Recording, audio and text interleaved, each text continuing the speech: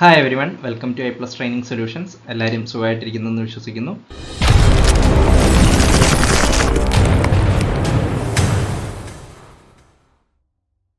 So നമ്മളുടെ June സെഷനിൽ നടക്കുന്ന നമ്മൾ UGC നെറ്റ് സോഷ്യോളജിയുടെ ക്വസ്റ്റ്യൻസ് നമ്മളൊന്ന് അനലൈസ് ചെയ്യുകയാണ്. അതിൻ്റെ ആൻസേഴ്സും ഒരു ക്വിസ് മോഡലിൽ നമ്മൾ നടത്തുകയാണ്. ഓൾറെഡി നമ്മളൊരു 50 ക്വസ്റ്റ്യൻസിന് അടുത്ത് നമ്മൾ ചെയ്തിട്ടുണ്ട്. അതിൻ്റെ ബാലൻസ് നമുക്ക് നോക്കാം. ഓക്കെ, 10 ക്വസ്റ്റ്യൻസ് ആണ് ഓരോ സെഷനിലും ഉള്ളത്. So first question, the concept undistorted communication is associated with undistorted communication. വളരെ ഇമ്പോർട്ടൻ്റ് ആയിട്ടുള്ള ഒരു കൺസെപ്റ്റ് ആണ്. ഇതാരുടെയാണ് ഈ ഒരു കൺസെപ്റ്റ്? ഓപ്ഷൻസ് ഉണ്ട്. Manuel Castells, Pierre Bourdieu, Jurgen Habermas, Karl Mannheim. വളരെ ഫേമസ് ആയിട്ടുള്ള ഒരു കൺസെപ്റ്റാണ് അൺഡിസ്റ്റോർട്ടഡ് കമ്മ്യൂണിക്കേഷൻ, അല്ലേ? നമ്മൾ പഠിച്ചിട്ടുള്ളതാണ്. അൺഡിസ്റ്റോർട്ടഡ് കമ്മ്യൂണിക്കേഷൻ ആരുടെയാണ്? സിമ്പിൾ ആയിട്ടുള്ള ആൻസർ അല്ലേ? അൺഡിസ്റ്റോർട്ടഡ് കമ്മ്യൂണിക്കേഷൻ ഹേബർമാസിൻ്റെ ആണ്. ഓക്കെ, ഹേബർമാസിൻ്റെ വളരെ ഫേമസ് ആയിട്ടുള്ളൊരു കൺസെപ്റ്റ് ആണ് അൺഡിസ്റ്റോർട്ടഡ് കമ്മ്യൂണിക്കേഷൻ. ഓക്കെ, ക്ലിയർ ആണല്ലോ? സോ നെക്സ്റ്റ് ക്വസ്റ്റ്യനിലേക്ക് പോവാം. നെക്സ്റ്റ് ഒരു മാച്ച് ദ ഫോളോയിങ് ആണ്.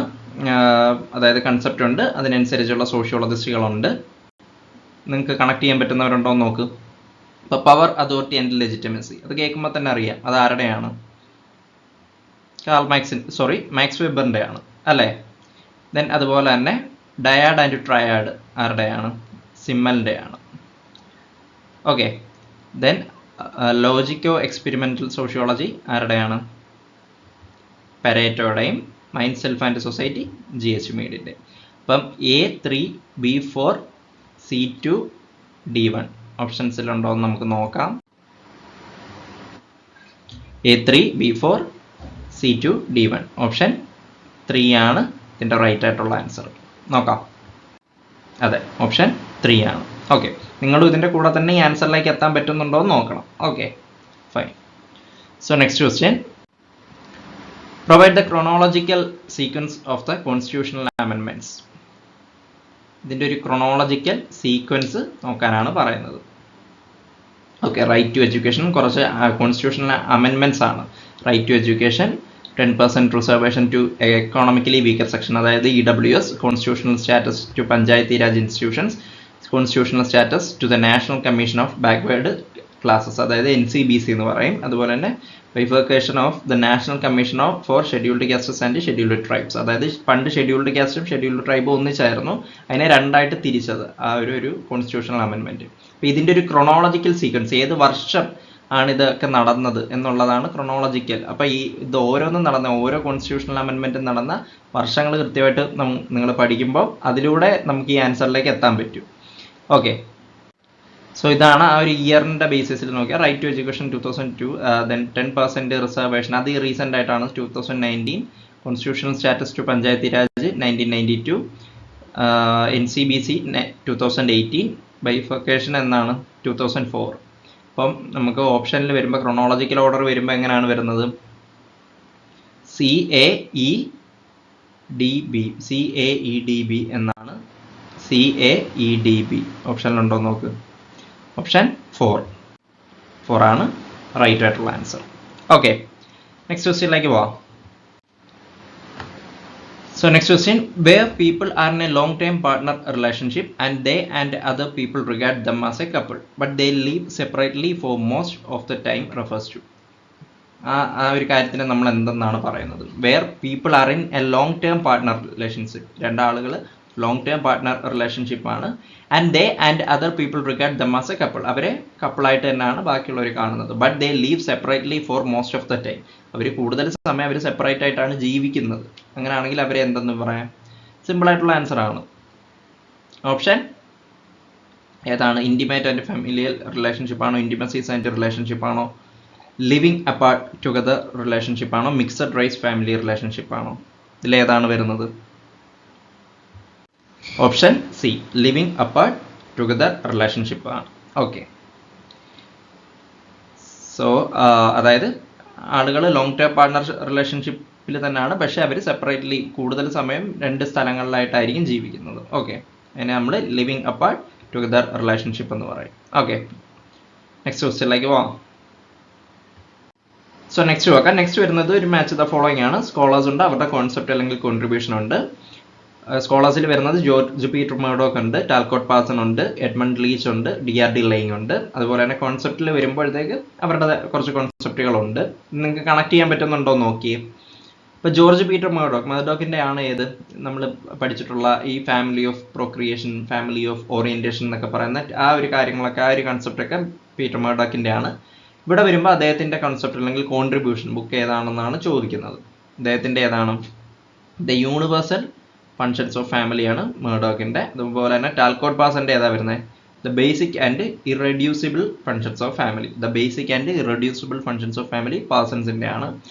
എഡ്മണ്ട് ലീച്ചിൻ്റെ ആണ് റൺ അവേ വേൾഡ് എഡ്മണ്ട് ലീച്ചിൻ്റെ ആണ്. നിങ്ങൾ ശ്രദ്ധിച്ച് കേൾക്കുക, ഇതെല്ലാം കണക്ട് ചെയ്ത് തന്നെ പഠിക്കുക. ഓക്കെ. ദെൻ DRD ലൈങ്ങിൻ്റെ വരുമ്പോഴത്തേക്ക് the politics of family. Okay. അപ്പോൾ A2 B1 C4 D3. A2 B1 C4 D3 option 3 ആണ് റൈറ്റ് ആയിട്ടുള്ള ആൻസർ. ഓക്കെ. നെക്സ്റ്റ് ക്വസ്റ്റ്യനിലേക്ക് പോകാം. Which of the following is not a type of triangulation in social research? Social റിസർച്ചിലെ ഒരു type of triangulation അല്ലാത്തത് ഏതാണെന്നാണ് ചോദിക്കുന്നത്. ഡേറ്റ ട്രയാങ്കുലേഷൻ ആണോ, ഇൻവെസ്റ്റിഗേറ്റഡ് ട്രയാങ്കുലേഷൻ ആണോ, സാമ്പിളിംഗ് ട്രയാങ്കുലേഷൻ ആണോ, മെത്തഡോളജിക്കൽ ട്രയാങ്കുലേഷൻ ആണോ? ഇതിൽ ഏത് ട്രയാങ്കുലേഷൻ ആണ് which is not a type of triangulation in social research? ഏതാണ്? സാമ്പിളിംഗ് ട്രയാങ്കുലേഷൻ ആണ്. അപ്പോൾ ഡേറ്റ ട്രയാങ്കുലേഷനും ഇൻവെസ്റ്റിഗേറ്റഡ് ട്രയാങ്കുലേഷനും മെത്തഡോളജിക്കൽ ട്രയാങ്കുലേഷനും ഒക്കെ ടൈപ്പ് ഓഫ് ട്രയാങ്കുലേഷൻ ആണ് സോഷ്യൽ റിസർച്ചിൽ. ഓക്കെ. സോ നെക്സ്റ്റ് ക്വസ്റ്റ്യനിലേക്ക് പോകാം. The book cultural change in India, identity and globalisation is authored by. അതായത് cultural change in India, identity and globalisation, ഈ ഒരു ബുക്ക് എഴുതിയത് ആരാണ്? ഓപ്ഷൻ ഏതൊക്കെയാണ്? അർജുൻ അപ്പാദുരയുണ്ട്, യോഗേന്ദ്ര സിംഗ് ഉണ്ട്, ദിബാങ്കർ ഗുപ്തയുണ്ട്, സതീഷ് ദേശ്പാണ്ഡെ ഉണ്ട്. ഇതിൽ ആരാണ് the culture change in India, identity and globalization എഴുതിയത്? ഓപ്ഷൻ 2 ആണ്, യോഗേന്ദ്ര സിംഗ് ആണ്, വൈ സിംഗ് എന്ന് നമ്മൾ പറയും. അദ്ദേഹമാണ് എഴുതിയത് cultural change in India, identity and globalization. അപ്പോൾ ഈ ഗ്ലോബലൈസേഷൻ എന്നൊക്കെ കേൾക്കുമ്പോൾ നമ്മൾ അർജുൻ അപ്പാദുരയൊക്കെ പോയി കണക്ട് ചെയ്യാനൊക്കെ നോക്കും. പക്ഷേ ഈ ഒരു ബുക്ക് എഴുതിയത് ആരാണ്? യോഗേന്ദ്ര സിംഗ് ആണ്. ഓക്കെ. നെക്സ്റ്റ് ക്വസ്റ്റ്യനിലേക്ക് പോവാം. ഓക്കെ. സോ നെക്സ്റ്റ് ഒരു match the following type question ആണ്. ലിസ്റ്റ് 1 ലിസ്റ്റ് 2 ഉണ്ട്. ഇതിൽ നിങ്ങൾക്ക് കണക്ട് ചെയ്യാൻ പറ്റുന്ന ഏതെങ്കിലും ഉണ്ടോ, ആരുടെയെങ്കിലും ഒക്കെ വാക്കുണ്ടോ എന്ന് നോക്കി. The value proposition, sympathetic introspection, homo sociologicus practice list 1-ലുള്ളതാണ്. ലിസ്റ്റ് 2-ലുള്ളത് James Coleman, Pierre Bourdieu, George Homans, Charles Cooley, okay, CH Cooley. അപ്പോൾ നമുക്ക് നോക്കാം. ദ വാല്യൂ പ്രൊപ്പോസിഷൻ ആരുടെയാണെന്ന് ചോദിച്ചു കഴിഞ്ഞാൽ ഓക്കെ, വാല്യൂ പ്രൊപ്പോസിഷൻ ആരുടെയാണ്? ജോർജ് ഹോമൻസിൻ്റെ ആണ്. ഓക്കെ. സിമ്പത്തറ്റിക് ഇൻട്രോസ്പെക്ഷൻ CH കോലിയുടെയാണ്. ഹോമോ സോഷ്യോളജിക്കസ് ആരുടെയാണ്? ജെയിംസ് കോളിമാൻ്റെയും. അതുപോലെ തന്നെ പ്രാക്ടീസ് ആരുടെയാണ്? പിയറി ബോർഡിൻ്റെ. അപ്പോൾ A3 B4 C1 D2. A3 B4 C1 D2 option 3 ആണ് റൈറ്റ് ആയിട്ടുള്ള ആൻസർ. ഓക്കെ. ക്ലിയർ ആണല്ലോ? സോ നെക്സ്റ്റ് ക്വസ്റ്റ്യനിലേക്ക് പോകാം. The following media audience study models emerged over time. Find the correct chronological sequence from the earliest to the latest. ഏർലിയസ്റ്റിൽ നിന്നും ലേറ്റസ്റ്റിലേക്ക് വരുന്ന ആ ഒരു മോഡൽ, ആ ഒരു കറക്റ്റ് ക്രോണോളജിക്കൽ സീക്വൻസ്, അതായത് മീഡിയ ഓഡിയൻസ് സ്റ്റഡി മോഡൽസ് ആണ്. ഓക്കെ. നോക്ക്, ഇവിടെ ആദ്യം വരുന്നത് ഏതാണ്? ഹൈപ്പോഡെർമിക് മോഡലാണ്. ഓക്കെ. ദെൻ നെക്സ്റ്റ് വരുന്നതാണ് ഗ്രാറ്റിഫിക്കേഷൻ മോഡൽ. മൂന്നാമത് വരുന്നതാണ് ഇൻ്റർപ്രറ്റേറ്റീവ് മോഡൽ. ലാസ്റ്റ് വരുന്നതാണ് ഹൈപ്പർ റിയാലിറ്റി മോഡൽ. ഹൈപ്പോഡെർമിക്കിൽ തുടങ്ങി ഹൈപ്പർ റിയാലിറ്റിയിൽ തീരും. ഓക്കെ. അപ്പോൾ ഓപ്ഷൻ വരുമ്പോഴത്തേക്ക്